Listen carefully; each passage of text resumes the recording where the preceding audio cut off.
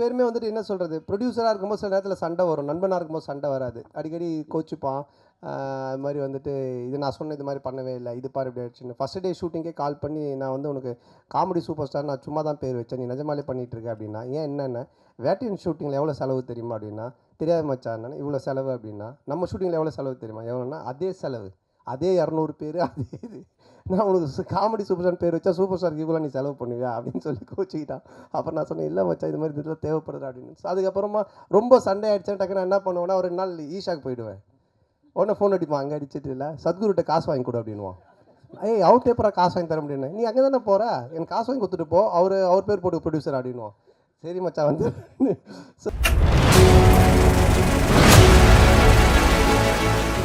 அதாவது இந்த படத்தில் எங்களை மாதிரி யூடியூப் ரிவ்யூவர்ஸை சாட்டையால் அடிக்கிறீங்களா, சப்போர்ட் பண்ணுறீங்களா? அது ரெண்டுமே இருக்குது. அதாவது வந்துட்டு 2 பேருக்குமே ஈக்குவலாக தான் ஆனந்த் பண்ணியிருக்காங்க. ஆக்சுவலாக வந்துட்டு ஒரு ரிவ்யூவர்னால் எப்படி இருக்கணும் அப்படின்றதும் இந்த படத்தில் இருக்குது. அதே மாதிரி ஆஸ் எ ஒரு ப்ரொடியூசர் டிரெக்டர்னால் அவங்க எப்படி இருக்கணும் அப்படின்றதும் இதில் இருக்குது. ரெண்டுமே இருக்குது இதில். கண்டிப்பாக ஒரு பட்சமாக இந்த படம் இருக்கவே இருக்காது. டைரக்டர் சார், கொஞ்சம் கூட மனசாட்சியே இல்லாமல் ஜோதிகா சூர்யா பாட்டை வந்து எப்படி டைரக்டர் யாஷிகா ஆனந்த் வச்சு எடுத்தீங்க? எங்கே மேடம் இருக்கீங்க? இல்லை மேம், அவங்க யார் தெரியும்ல, பத்திரிகை உலகின் நயன்தாரா. Hello ma'am. மேம் இது வந்து ஜிவிஎம் சார் ஆல்ரெடி இன்டர்வியூவில் சொல்லியிருக்காங்க. எங்களுக்கு எங்கள் படத்தோட ப்ரீ ரிலீஸ் ஃபங்க்ஷன் முன்னாடி அவர் வேறு ஒரு இன்டர்வியூவில் கூட சொல்லியிருக்காங்க. ஆக்சுவலாக ரொம்ப என்ஜாய் பண்ணி பண்ணார். இது வந்து ஸ்க்ரீன் பிளேக்குள்ளே ஒரு சீக்வன்ஸ். இது ஆக்சுவலாக இது வெறும் காமெடிக்காக மட்டும் எடுக்கல, இது ஸ்க்ரீன் பிளேவாகவே இது தேவைப்படுது. ஸோ நாங்களே கொஞ்சம் ஹெசிடேட் பண்ணி தான் சார்கிட்ட கேட்டோம். பட் அவர் ரொம்ப ஸ்போர்ட்டிவாக இது பண்ணி தான் அவன் நல்லா இருக்குது இது அப்படின்னு சொல்லி பண்ணார். நீங்கள் தேட்டரில் பாருங்கள், பார்த்தீங்கன்னா உங்களுக்கு எதுக்காக பண்ணுன்றது ரிவீல் ஆகும் கண்டிப்பாக. Sir congratulations.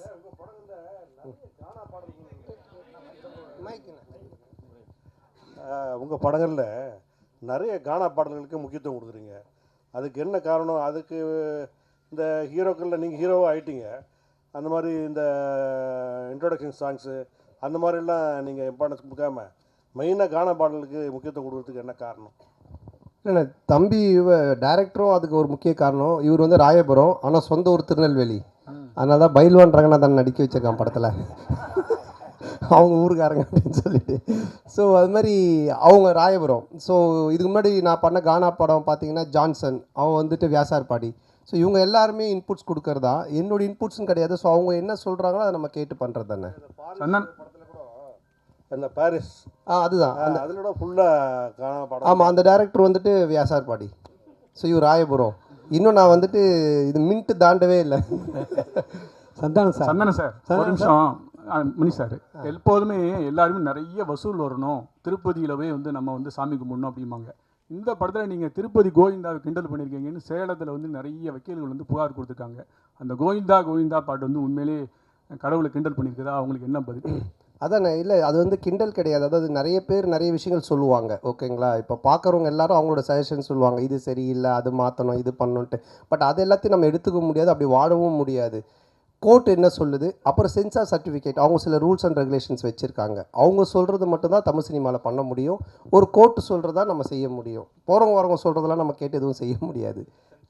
ஆமாம், சென்சாரில் வந்து அவங்க பார்த்துட்டு என்ன கரெக்ஷனாக சொல்லியிருக்காங்க, அதையும் நாங்கள் பண்ணியிருக்கோம். ஸோ அதனால் கரெக்டான ஒரு விஷயம்னா அது ஒன்று சட்டம் கோர்ட், இல்லைன்னா சினிமாவுக்கு சென்சார். இதை தவிர ஒரு போகிறவங்க வரவங்கலாம் சொல்கிறாங்க, நம்ம என்ன பண்ண முடியும், அது அவங்களோட கருத்து. சந்தானம். ஆமாம், அதில் நீங்கள் இப்போ பார்த்தீங்க அந்த பாட்டில் வந்துட்டு அந்த பாட்டு வரும், நடுவில் இவனோட கேரக்டரை பற்றி வரும். ஆனால் இதுக்கும் அந்த பாட்டுக்கும் சம்மந்தம் இருக்காது. இப்போ நம்ம பெருமாளை பற்றியோ இல்லை கோவிந்தாவை பற்றியோ நம்ம கிண்டலாக பண்ணி தான் சொல்லலாம்.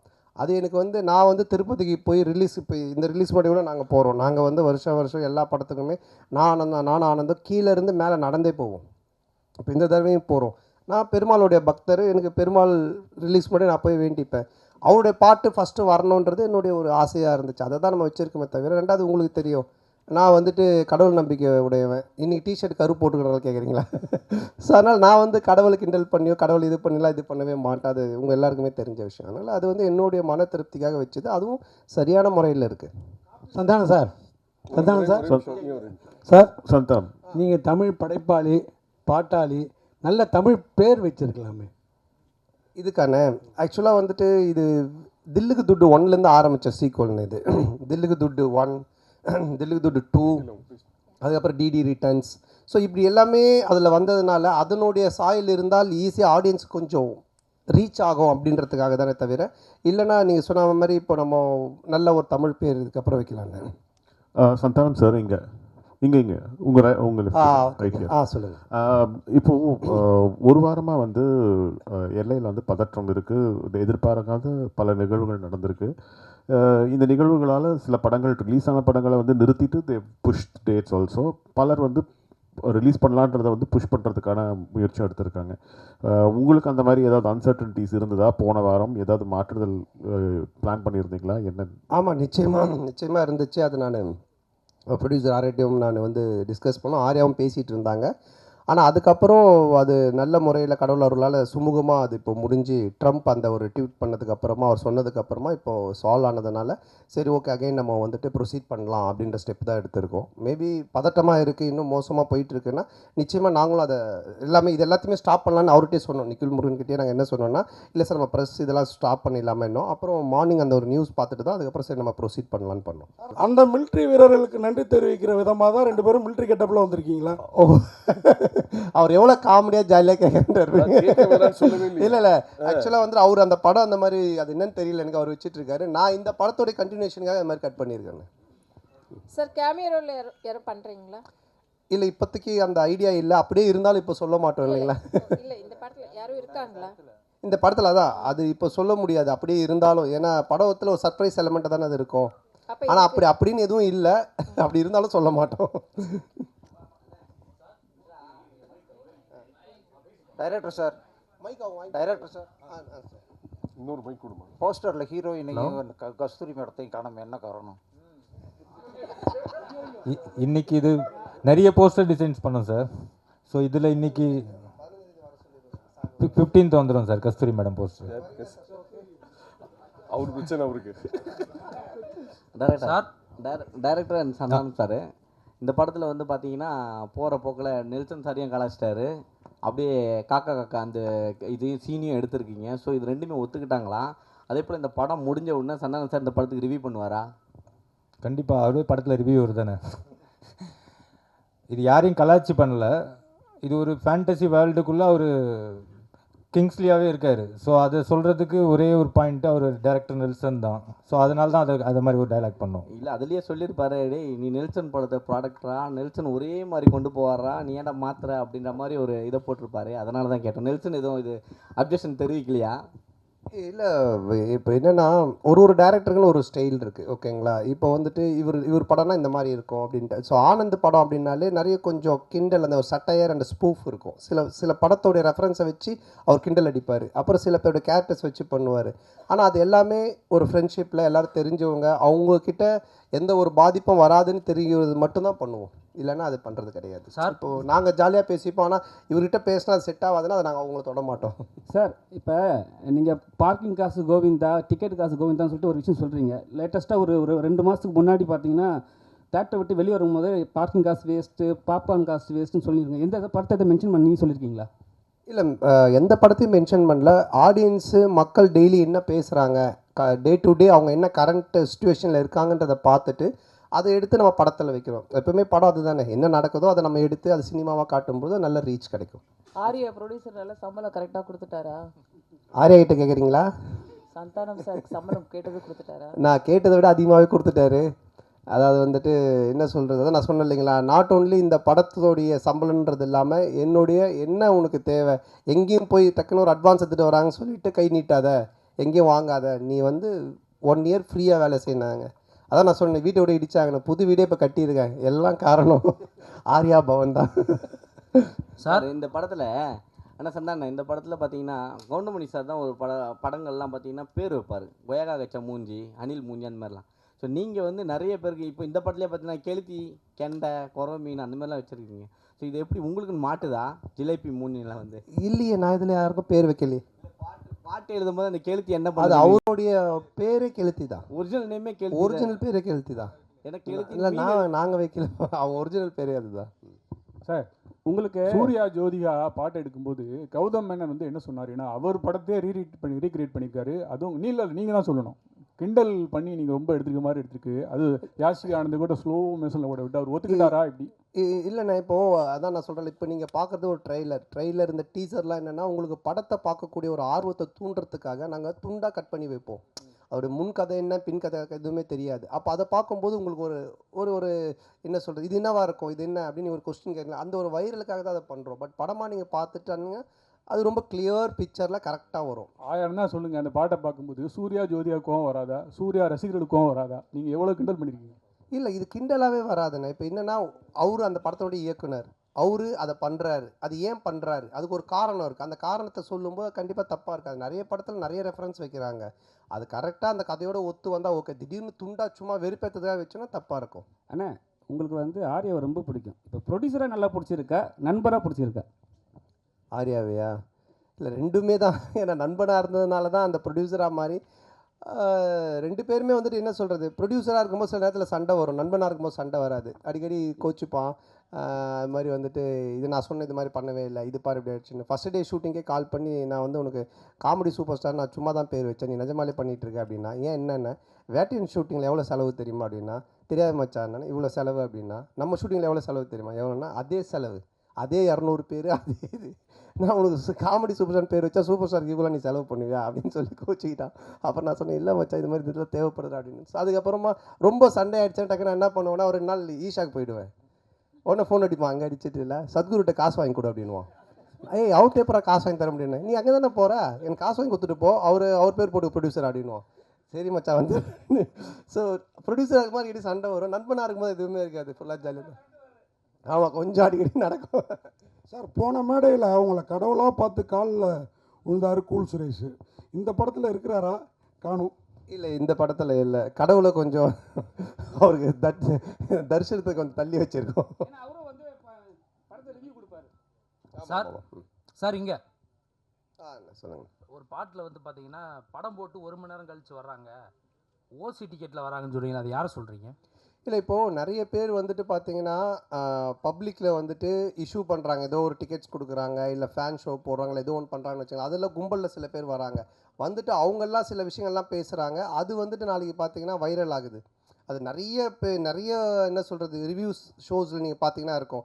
ஸோ இப்போ இதை வந்துட்டு வைரலாக நிறைய பேர் பேசுகிறாங்க, கமெண்ட்ஸில் சொல்கிறாங்க, இவன் ஓசி டிக்கெட்டில் வந்தவன்பா, இவன் பார் லேட் அண்ட் டாச், இதெல்லாம் வந்து கமெண்ட்ஸில் வர்றது. அது எல்லாத்தையும் எடுத்து தான் அந்த லிரிக்கெல்லாம் கெளுத்தி எழுதுனது. ஸோ எழுதும்போது எனக்கு நல்லா இருந்துச்சு, நாங்கள் கேட்டோம், இதெல்லாம் லைவில் இருக்குன்னா சரி ஓகே பண்ணிட்டோம். ஏன்னா நீங்கள் இந்த படத்தில் எப்படி ஓசி டிக்கெட் வாங்கி படம் பார்க்குறீங்களா இல்லை தேட்டரில் போய் வாங்கி படம் பார்க்குறீங்களா? நான் கொஞ்சம் ஓசி டிக்கெட் தான், ஏன்னா ரிவ்யூ பண்ணுறோம் இல்லைங்களா, அப்போ ரிவ்யூ பண்ணும்போது எங்களுக்கு ஒரு ஷோ போடுவாங்க, அப்போ போவோம். அதனால தான் என்ன வச்சு அதை கலாச்சி பண்ணியிருக்காங்க. ஆனால் சந்தானே இந்த வருஷம் பார்த்தீங்கன்னா உங்களுக்கு அதிகமாக உங்கள் நட்பு சைடில் வந்து இழப்புகள் 2 இழப்புகள், சேஷன்னு இன்னொன்று ஆண்டனி. ஸோ இந்த படத்தில் சேஷு இருந்தால் எப்படி இருந்திருக்கும்? ஏன்னா இப்போ இல்லை. ஸோ ஒருவேளை சேஷுக்கான ஏதாவது சீக்வன்ஸ் ஏதாவது வச்சுருந்தீங்களா? அது இல்லாமல் டிடின்ற இதுக்கு வழக்கம் போயிட்டுருக்கு.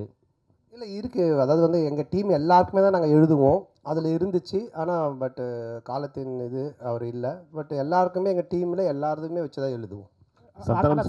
அந்த இப்போது கம்ஃபர்ட் ஜோனுன்னு ஒரு சில ஹீரோஸ் இருக்காங்க, அதே டேரக்டர் அதே டீமோட. இந்த ஹீரோஸ்க்கு வந்துன்னா அவங்களோட டீம் பண்ணால் கரெக்டாக இருக்கும். இதை நீங்கள் எப்படி பார்க்குறீங்க? உங்களுக்கு இதே மாதிரி தான் ஃபஸ்ட்டு பார்ட் 1, இப்போ 2, இதுக்கு அப்புறம் 3 பண்ண போகிறேன்னு சொன்னீங்க. ஸோ இதை தாண்டி நீங்கள் சந்தானமாக ஒரு ஆக்டராக, இப்போவும் ஆக்டராக இதை தாண்டி ஒரு லெவலுக்கு வர வாய்ப்பு இருக்கா? இல்லை இப்போ என்னென்னா படம் பார்த்தீங்கன்னா ஃபஸ்ட்டு மாதிரிலாம் ஒரு படம் பண்ணோம் டக்குன்னு இன்னொரு கதை அப்படின்லாம் கிடையாது. ஏன்னா இன்றைக்கி ஓப்பன் மீடியாவாக போச்சு. ஓடிடி பிளாட்ஃபார்ம் வந்தோடனே ஹாலிவுட் படத்துலேருந்து எல்லா படங்களுமே ஆடியன்ஸ் எல்லாத்தையுமே பார்க்குறாங்க. ஸோ ஒரு டைரக்டரோடு ட்ராவல் பண்ணி ஒன்று சிங்க் ஆகி ஒன்று வந்து செட் ஆகிறதுக்கு மினிமம் ஒரு 2-3 படம் ஆகுது. அதனால தான் டக்குன்னு மாற்றி போக முடியல. ஏன்னா என்னோடய சிங்க் அவருக்கு தெரியணும், அவரோட சிங்க் எனக்கு தெரியணும். அதுக்காக தான் அது மாதிரி ட்ராவல் பண்ணுறமே தவிர மற்றபடி. சந்தனம் சார் இங்கே தான் திரும்பி ரைட் ஹியர். உங்களுடைய நட்பு வந்து சிம்புவோட வந்து எல்லாருக்கும் தெரிஞ்ச விஷயம். அண்ட் அவர் வந்து ஒரு ரிக்வெஸ்ட் வச்சுருக்காரு உங்ககிட்ட, நீங்கள் மறுபடியும் காமெடியனாகவும் படம் வந்து நடிக்கணும் அப்படின்ட்டு. அந்த ரிக்வெஸ்ட்டை எவ்வளோ தூரத்துக்கு நீங்கள் எடுத்துக்கிட்டு இருக்கீங்க? இனிமேல் சந்தானம் காமெடியானவும் அடிக்கடி படத்தில் பார்க்க முடியுமா? ஏன்னா உங்களுக்குன்னு ஒரு ஃபேன் பேஸ் இருக்குது, அந்த ஃபேன் பேஸ் நீங்கள் மறுபடியும் காமெடியன் ரோல்ஸும் பண்ணணும்னு எதிர்பார்க்குறாங்க. இல்லை அதுதான் இப்போ காமெடி ரோல்னால் நீங்கள் ஃபஸ்ட்டு பார்த்த சந்தானத்தை பார்க்க முடியாது, நிச்சயமாக அந்த மாதிரி ஒரு சந்தானம் இருக்காது. ஏன்னா அது இப்போவே ஆடியன்ஸுக்கு டிவியில் நிறைய ஷோஸில் நிறைய ஆதித்யா சேனல் சிரிப்பெல்லாம் பார்த்துட்டாங்க, நீங்களும் யூடியூப்பில் நிறைய பார்த்துருக்கீங்க. ஸோ புதுசாக ஒன்று பண்ணணும், அது எப்படி டிசைன் பண்ணி பண்ணணுன்றதை நானும் யோசிச்சுக்கிட்டு இருக்கேன். அண்டு எல்லா படத்துலையும் என்னால் பண்ணுவேனான்னு எனக்கு தெரியல, ஏன்னா எனக்கு ஆல்ரெடி கமிட் ஆகி ஹீரோவாக பண்ணக்கூடிய அட்வான்ஸ் கொடுத்து ஒரு 3-4 பேர் ஆல்ரெடி வெயிட்டிங்கில் இருக்காங்க. ஸோ அதுவும் நான் பண்ணணும். இப்போ அதுவே நான் ஒரு படத்தை திருப்பியும் அவங்களுக்கு ரிட்டர்ன் பண்ணிட்டு தான் எஸ்டிஆருக்காக அதை பண்ணுறேன். அவருக்கு அதை என்ன மாதிரி பண்ண முடியுன்றதை நான் இப்போ டிசைன் பண்ணிகிட்டு இருக்கோம். அதுக்கப்புறம் ஆர்யாவோட ஒரு கமிட்மெண்ட் இருக்குது, நான் வடக்குப்பட்டி ராமசாமிலே சொன்னேன் ஆர்யாவோட நான் பண்ணோம் அப்படின்ட்டு. ஸோ அந்த கமிட்மெண்ட்டும் போயிட்டுருக்கு. ஸோ அதுக்கும் பேசிகிட்டு இருந்தோம், பட் இவன் எப்போ பண்ணுவான்னு தெரியல, இவங்கிட்ட அப்படின்னா ஆர்யா கியூபுக்கே 1 வீக் ஆச்சு தான் அனுப்புனா அப்படின்னு சொன்னேன். ஸோ ஆனந்தம் ஒரு லைன் ஒன்று எழுதியிருக்கான் எங்கள் 2 பேரை வச்சு, அதில் ஒரு கேரக்டர் ஒன்று பண்ணலான் இருக்கோம். ஸோ பண்ணுவேன் கண்டிப்பாக, ஆனால் நிறைய பண்ணுவேனான்னு தெரியாது, பழசை பண்ண மாட்டேன் நிச்சயமாக. ஆனால் இந்த கொஸ்டினோட தொடர்ச்சி தான் இது. சிம்பு சார் சொன்னார் தமிழ் சினிமாவில் காமெடி நடிகர்கள் குறைஞ்சிட்டாங்க, காமெடியும் கம்மியாகிடுச்சுன்னு சொல்கிறாங்க. அது எப்படி நீங்கள் பார்க்குறீங்க? அவர் சொன்னதுக்கு என்ன வந்து பார்க்குறீங்க, நான் எப்படி சொல்கிறேன்? இல்லை, ஏன்னா அவர் உங்களை வச்சு தான் சொன்னார், நீங்களாம் வந்து ஆக்டர் ஆகி போயிட்டீங்க, ஹீரோ ஆகி போயிட்டீங்க, ஸோ வந்து தமிழ் சினிமாவில் காமெடி கம்மியாகிடுச்சுன்னு சொன்னார். இல்லை, என்கிட்ட அவர் பர்சனலாக சொல்ல பப்ளிக்காக எல்லார்கிட்டையும் சொன்னார். அப்போ நீங்கள் நடிக்க வாங்கன்னு கூப்பிட்டாரு, நான் அதுக்கு எஸ்ன்னு சொன்னேன். அதை நான் எப்படி சொல்ல முடியும்? ஆர்யா சார், சார்பட்டா பயங்கர ஹிட்டு, பிளாக் பஸ்டர், செகண்டும் வரப்போகுதுன்றாங்க, அதில் நீங்கள் இருக்கீங்களா, இல்லை அடுத்த படத்துக்கு ப்ரொடியூசராக களத்தில் இறங்க போகிறீங்களா சந்தானம் சார் வச்சு? இல்லை, இப்போ சார்பட்டா வந்து ஆகஸ்ட்லேருந்து ஷூட்டிங், இப்போ பார்ட் 2, இப்போ வந்து வேட்டுவம் ரஞ்சித் சார் அந்த படம் ஷூட்டிங் போயிட்டுருக்கு. ஸோ கண்டிப்பாக அது ஆகஸ்ட்லேருந்து பார்ட் 2 ஸ்டார்ட் பண்ணுறோம். சார், நீங்கள் ப்ரொடியூஸ் பண்ணதுக்கப்புறம் சந்தானம் சார் நீங்கள் சொன்ன மாதிரி கேட்க ஆரம்பிச்சாரா, இல்லை அவர் சொல்கிறது நீங்கள் கேட்க ஆரம்பிச்சிங்களா? ஏன்னா பாட்லேயே சொல்லியிருப்பாரு. இந்த படம் பொறுத்த வரைக்கும் என்ன, ப்ரொடியூசர்னு பேர் தான், பண்ணதெல்லாம் இவர் தான். ஏன்னா அதை நான் சொன்னல, ஃபஸ்ட் டே ஷூட்டிங் போய் அந்த செலவு லிஸ்ட் எடுத்து பார்த்தேன், டேய் உண்மையான கப்பலில் ஷூட் பண்ணாலும் இவ்வளோ செலவாகுதுடா அப்படின்னு சொன்னேன். பட் நான் அதாவது சொன்ன மாதிரி இந்த படம் அப்படி எடுத்திருந்தால் தான், இப்போ நீங்கள் அந்த குவாலிட்டியாக எடுத்திருந்தால் தான் அது அதோட அவுட்புட்டு அது தேவைப்பட்டது.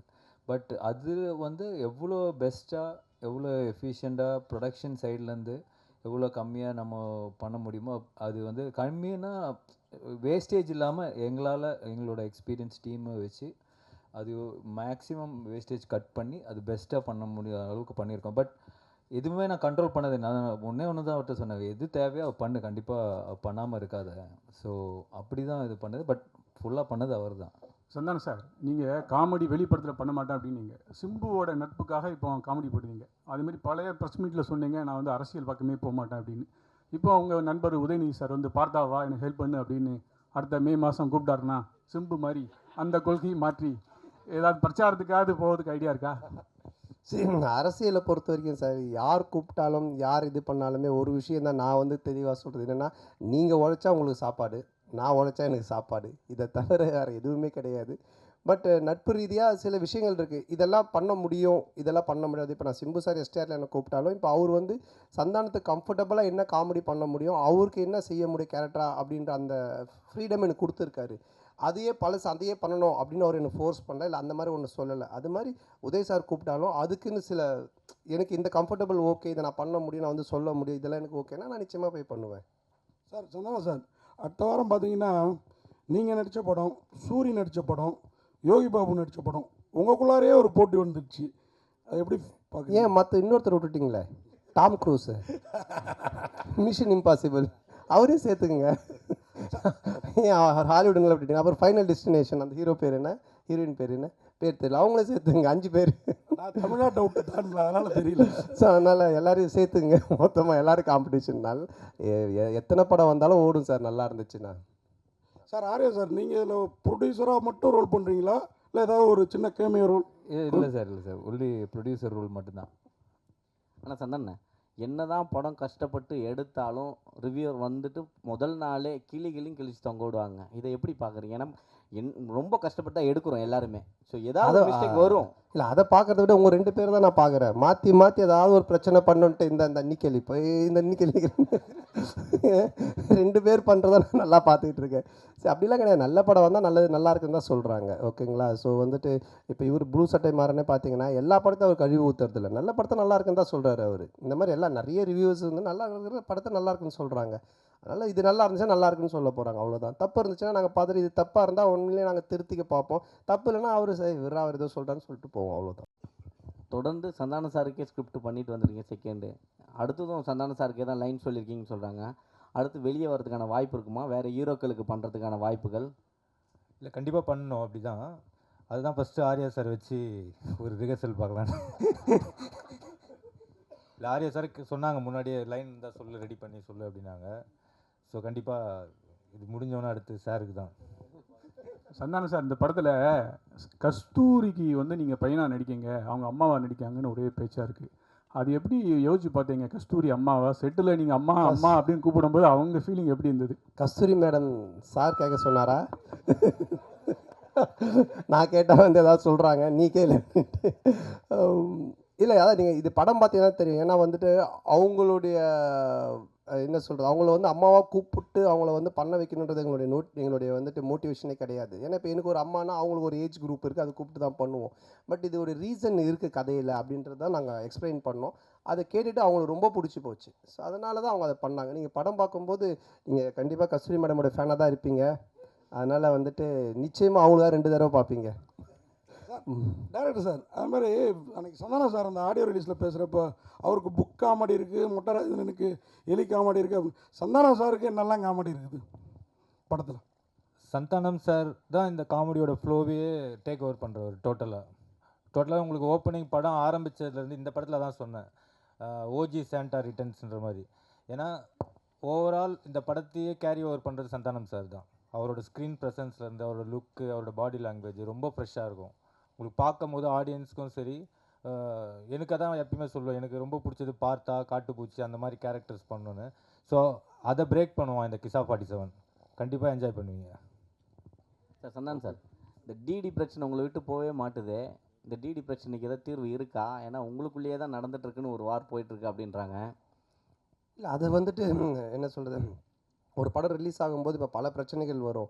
இப்போ அண்ணன் கேட்டாங்க தெரியுங்களா, சாங்கை பற்றி, டிடியை பற்றி வரும், அதை பற்றி வரும், போஸ்டரை பற்றி வரும். இது வந்து யூஸ்வலாக சினிமா நம்ம பண்ணும்போது எல்லாமே வரும். பட் ஒன்றே ஒன்று தான், எதுவுமே சட்ட ரீதியாக கோர்ட் மூலமாக ஒரு விஷயம் ஆனால் மட்டும்தான் அது பிரச்சனை. இல்லைனா மற்றெல்லாம் சும்மா வாய் பேச்சு. இப்போ நீங்கள் கூட 10 வார்த்தை கேட்கலாம். ஏன்னா நீங்களும் பிளாக் டிஷர்ட், நானும் பிளாக் டிஷர்ட், எது என்ன மாதிரி போட்டுங்க கூட கேட்கலாம். பார்த்தீங்களா, கைட்டிட்டு வெறும் உடம்போட எப்போ முடியும் நீங்கள் வீட்டுக்கு? ஸோ அந்த மாதிரி தான் அது. சட்ட ரீதியாக என்னவோ அதுக்கு பதிலாக ஆன்சர் சொல்ல முடியும். வேறு கொஸ்டின்? அனைவருக்கும் நன்றி, வணக்கம். நன்றி நன்றி, ரொம்ப நன்றி. படத்தை வந்து பாருங்கள், தொடர்ந்து சப்போர்ட் பண்ணியிருக்கீங்க. இந்த படத்தையும் கொஞ்சம் சப்போர்ட் ஆஃப் பண்ணிட்டீங்களா இருக்கா இதெல்லாம்?